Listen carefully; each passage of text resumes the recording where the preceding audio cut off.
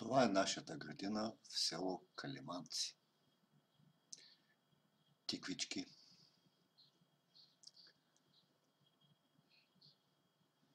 жегата ги поизсуши, но все още дават нещо.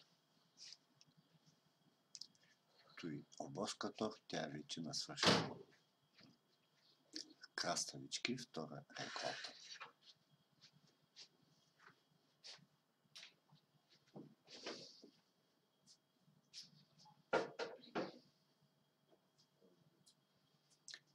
Пипер. Пак пипер.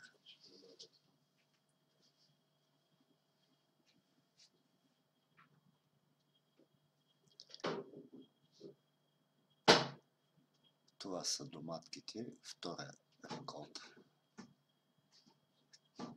Те стават септември месец, а това е зелен боб. Любимият на Живка. Краставички. Сушата им разказа играта, но все пак има още нещо. Добре, че са засенчени и че ги поливаме редовно ги поливаме през ден.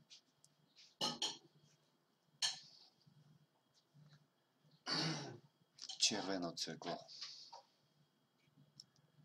Много е полезно.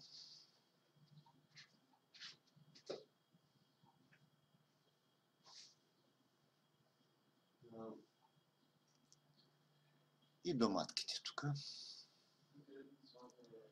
Общо около 250 растения домати. Този е по-жълт, понеже не е засенчен добре.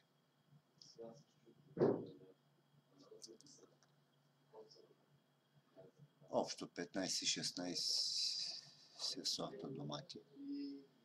И жълтички има. Ето ги.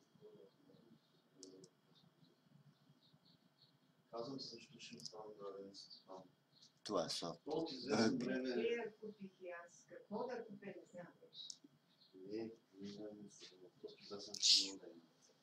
От известно време насам се разлепиш.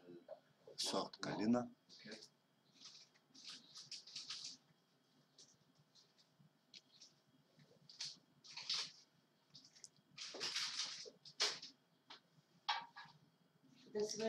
Един от най-добрите.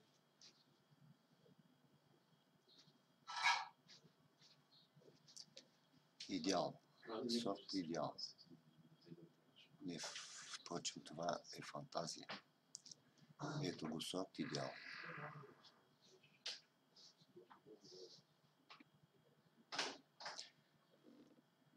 Люти чушчици.